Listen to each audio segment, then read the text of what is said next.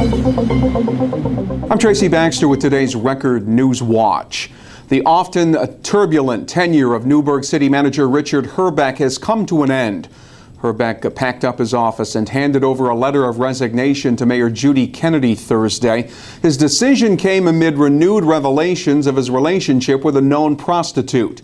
In offering his resignation, a defiant Herbek blamed his enemies for hurting the city and for driving him out of office. The Newburgh City Council will now begin a search for a permanent successor.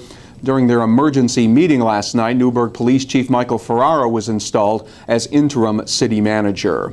Following 8 hours of deliberations, an Orange County court jury returned guilty verdicts in the case against Amanda Crane, the former Town of Monroe court clerk who had been charged with making false statements on her job applications. The jury ruled that the 32-year-old Monroe resident failed to report that she had a prior criminal conviction when she submitted job applications to the Orange County Division of Civil Service. She was found guilty on 3 separate felony counts of offering a false instrument for filing and making a punishable false written statement. When she is sentenced next month, Crane faces up to 4 years in prison on each felony count. Sentencing is scheduled for next January for Matthew Didana, the longtime Kingston High School teacher who has pleaded guilty to a felony drug possession charge. The 42-year-old Hurley resident and social studies teacher admitted to giving hallucinogenic mushrooms to a friend, Mark Conlon, who died a short time later from what were eventually determined to be unrelated causes. Didana was suspended with pay following his arrest. He's expected to be sentenced to 5 years probation once he establishes residency in the state of Florida. Ulster County District Attorney Holly Carnwright called it somewhat unusual. A man on trial on felony weapons charges pleaded guilty yesterday just before closing arguments were to begin in his jury trial.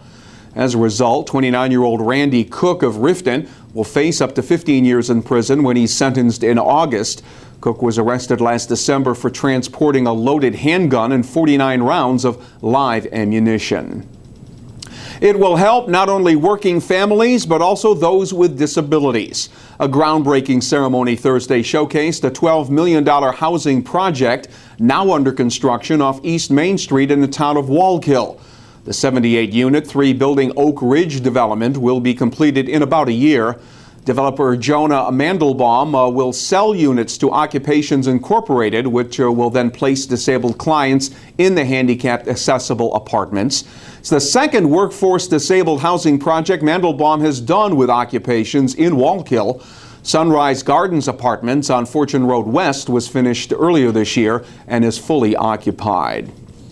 Among the people in the news today, Dr. Eli Avila, the former Pennsylvania Secretary of Health, has been appointed Orange County's new health commissioner by County Executive Ed Diana.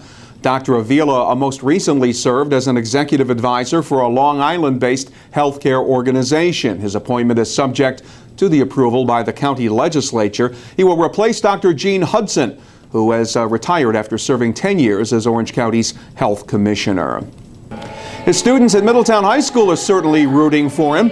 Choral director Greg Bennett says he's humbled by the news that he is one of 217 quarterfinalists for the Grammy Foundation's first ever Music Educator Award. Bennett was nominated by 2 of his former students. More than 30,000 teachers were nominated nationwide, but Bennett's the only Mid-Hudson music teacher still to be considered. He graduated from Middletown High School in 1988. He has been singled out for his work as director of the school's choral group, the Pipers. The Grammy Foundation plans to narrow the field down to 10 finalists within the next few months, and hopefully the name of Greg Bennett will appear on their list. Well, I'm in it now, hon, whether it is or not. And a local school assistant principal was caught on tape, literally. Nicole I was a good sport earlier today. The assistant principal at Cool Elementary School in Port Jervis had herself duct taped to a wall. It was part of the school's Relay Recess fundraiser. 315 strips of duct tape were purchased by students for $1 apiece. with proceeds going to the American Cancer Society. Who came up with this idea? Actually, it's part of the American Cancer Society fundraising, and it's actually theirs. And I was kind of helped spearhead the event, and kind of roped into doing the duct tape. Looking forward to this? I am a little nervous about it, but I think it's going to be great. It's a great cause. The duct taping was just part of the fun at the track and field complex today. This week, children have been taking part in an assortment of fun fundraising activities to promote healthy eating and exercise. Because of their efforts, a check totaling $1,500 was presented to the local chapter of the American Cancer Society. The heat will be on all weekend long. It will be hazy, hot and humid Saturday with the highs up around 90.